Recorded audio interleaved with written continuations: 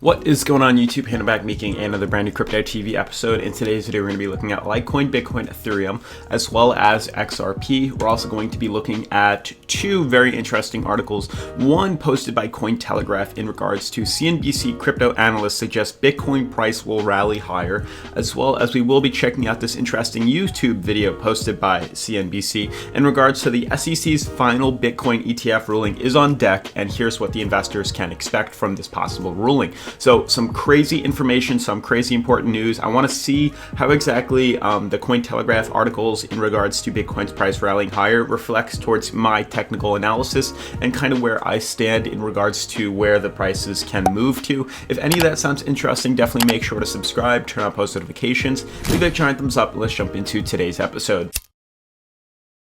So guys, before I begin, let's just jump into the Cointelegraph article, then we'll do the YouTube video, and then we'll discuss the cryptocurrency technical analysis based on what this article has to say. So CNBC crypto analysts suggest Bitcoin price will rally higher. The $8,000 mark seems to be an important price for crypto market leader Bitcoin. Since its breakdown from $9,400, the digital asset has lost and regained $8,000 several times, sitting at $8,300 at the time that this video was made, or the article was put out. So Big Sheds pointed out on October 6th, Bitcoin closed out another weekly candle with tweezer bottoms. The candlestick pattern occurs when the two price candles have a lower upper wick that align to form the shape of tweezers, a common cosmetic tool.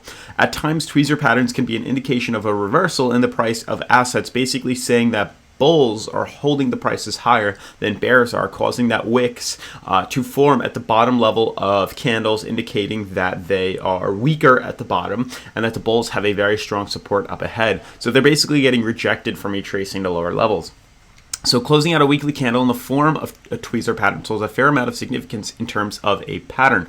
Seeing a weekly candles are one of the higher time frames outlooks. So the analyst noted that the tweezer pattern occurred near the bottom arm of the weekly Bollinger Band indicator, which shows that Bitcoin's price is relatively low, which we know. Big Sheds also said that the above signs show oversold conditions, which we also know, although he added that Bitcoin's most recent weekly candle did not close with strength. So he does have some candles on here. He does show what is in regards to tweezer patterns. These are tweezer patterns right here. If you notice that each of these have these bottom wicks formed by the candle above, this is what is considered a tweezer. So very, very, very interesting. So instead of discussing, the weekly Bitcoin price chart and things like that, I want to just show you his bearish and bullish scenarios. Then we'll jump into the SEC article. So his bearish scenario is after months of consolidation, the strong market likely would have been seen a Bitcoin breakout to the upside, which of course did not happen. The digital asset broke down in a strong move without providing a significant bounce or reversal. Bitcoin's price also has not had enough strength to retest consolidation patterns. So very interesting. So interestingly, as Bitcoin price broke on September 24th, popular trader Tone Vays made the argument that new retail funds have entered crypto space, and the lack of interest of funding retail investors could be a reason for the lackluster continuation of the momentum. So he's referring to bigger institutional investors not really seeing any reason to get cryptocurrency involved in regards to payment solutions. But then he gives a bullish scenario. On the bullish side, the weekly chart reveals that Bitcoin has not yet touched the 0.618 Fibonacci retracement, which I'll show you on the weekly charts, which makes sense. Such a level is often viewed as a prime level of interest. Looking at this review, recent downward price action seems fairly normal before another move up. Bitcoin is also near multi-week support level 7,500. Additionally, this correction may be in part of the result of the parabolic move Bitcoin had sustained within April and July 2019, which we all remember, which shot the price up extremely high. It shot the price all the way up, we can see, to a level as high as $13,000, which is extremely high. Now we're seeing this retracement potentially in regards to this massive skyrocketing price that we saw. So in regards to moving on to this SEC's final Bitcoin ETF ruling that is on deck, here's what investors have to say. So a quick summary of what I read is that he brought on somebody who's involved with the ETF ruling. This is one of the last ones they're trying to create, and it's in regards to whether or not they will be passed or rejected towards moving into more public uses and to get the public to get involved with it and buying and holding on to ETFs that are backed by Bitcoin. So a very interesting article he stated. He said that Bitwise Bitcoin ETF would use prices pulled from 10 exchanges to gauge Bitcoin value, started several funds or accredited investors to prove case, and decision on ETF expected by October 13. So today's the 8th, so we have 5 days left before we get the decision as to whether or not they will be approving the ETF or whether they will disapprove the ETF.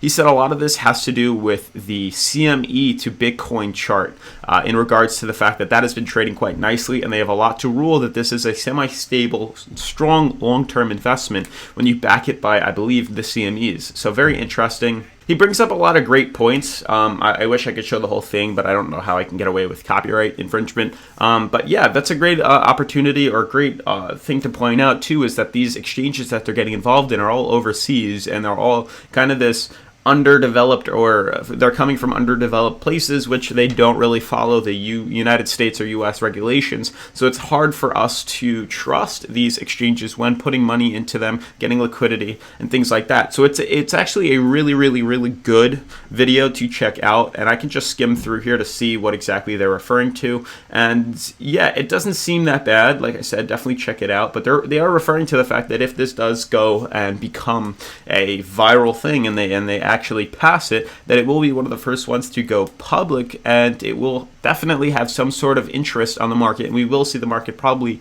be affected like that. Otherwise, I do want to give a huge shout out to today's sponsor, Bitmins. Guys, Bitmins is an awesome website. You can see right here as I open this up that Bitmins is the first digital status symbol based on blockchain technology, represented as a digital diamond. Every Bitmint is unique because you generate it on the basis of your personal data. It can be bought, sold, or gifted. Its value increases over time, and like every traditional luxury item, in the future you'll wear it without any risk of theft, and it will get you free products or free access to exclusive events, things like that. So basically, they're trying to create a digital crypto-based designer luxury item that can't really be stolen because it's backed by the Ethereum blockchain. So it's an awesome, thing to create. I don't know the correct words to throw it in here, but the fact that they were able to create a digital version of something so highly sought after is an awesome idea, and more so, it's an awesome thing that they've actually implemented and came up with.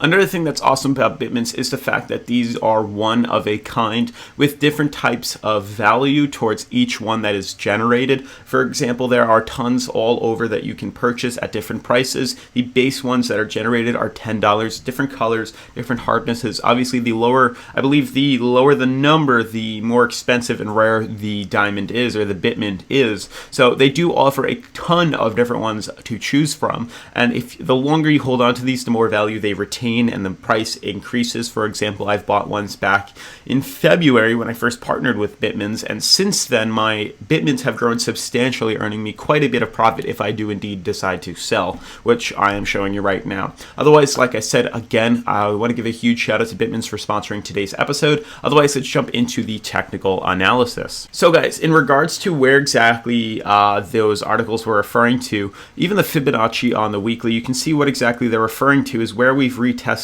Fibonacci levels here, and you can see that we've retested certain ones on the Fibonacci on the weekly, and you can see we've seemed to hit this orange band right here, which is acting as a very strong support, and we are indeed not retracing, but we are correcting back to higher levels, which is awesome to see right here, which is pretty much proving or coming true my ideology that this may be a major descending triangle that's forming. The fact that we've pretty much sped up about a week and a half now, if not 2 weeks, of sideways consolidation within the prices right here, it gives me reason to believe that this support, or we can even draw it lower, it can honestly be around $7,800 or $7,500. It is a strong support, and we should be anticipating a higher correction.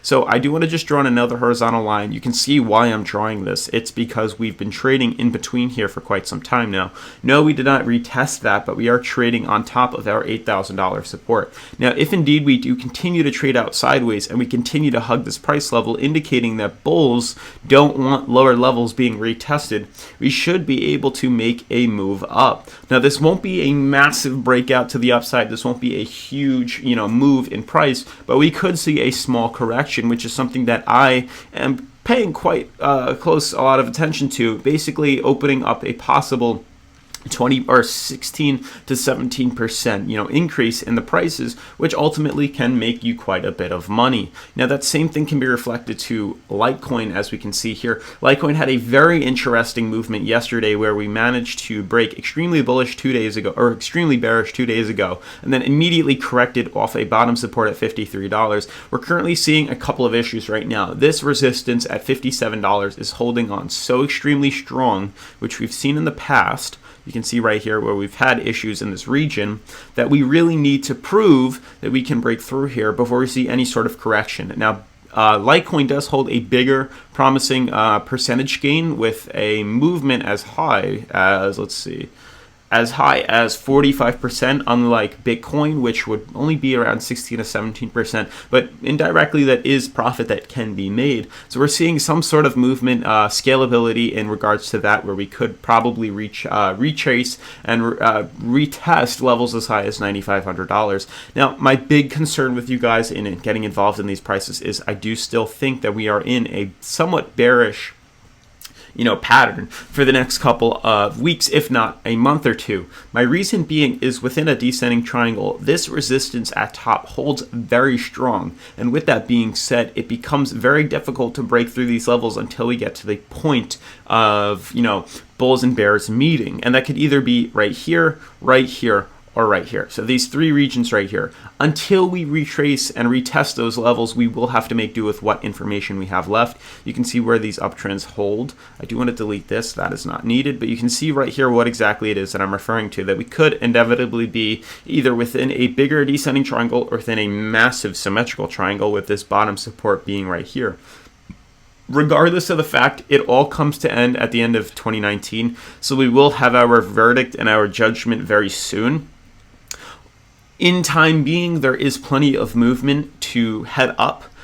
For people who like to short, this is a possibility too. With us being on the daily, we could see, and I don't want to get anybody FUD doubted, a movement like this, or something a little along the lines of this. Now, why this is a negative and a good thing is for two reasons. One, if we do manage to break bearish and fall about $1,500, retesting a $6,500 support, this opens up a major door for a quick retracement or correction back up to higher levels, as high as $8,500. So there are a couple things that could happen. We could either continue like this, we can continue falling, we can trade in here, or we could do the opposite. We can either test this, fall lower, and continue to move like this. Either one of these all have their upside here. This has an upside, this has an upside, and this has an upside.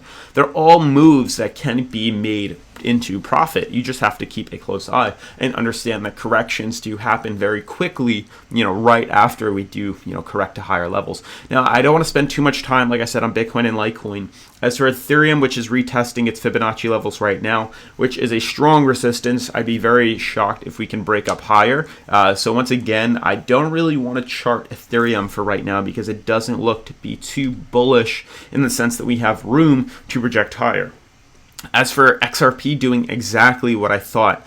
If you guys had XRP and you had bought somewhere along these lines, I recommend personally, if I had, to sell off. Reason being is because not only are we getting intertwined with the Fibonacci levels right now, which are acting as a bearish thing, we're retesting once again our third confirmation of resistance. We have one here, we have two here, and we have our third right here. You can see we're breaking bearish from the downtrend, which is huge.